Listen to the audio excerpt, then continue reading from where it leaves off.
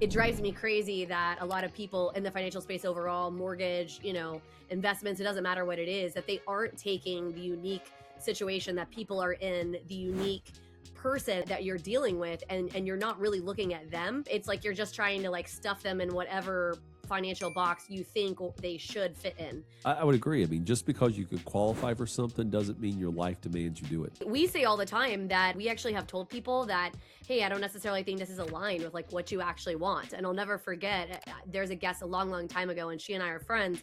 When she and I had our very first meeting, somebody had like introduced us, and we were having this call to kind of, learn if we could be good synergy partners and things like this. And she's like, I just don't think we're aligned. And I said, okay, that's very fair. Why do you feel that way? And she said, well, you think that everybody should buy a house, and I just don't feel that way. And I said, actually, you're wrong.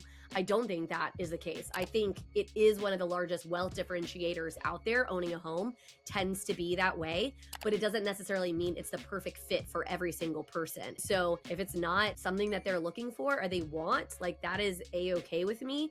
I would rather you figure that out before you saddle yourself with a 30-year long debt that you didn't even want, because society or your mother or some well-intentioned individual in your life told you that's what you should want, and that's not actually what's aligned with your actual life or where you're going.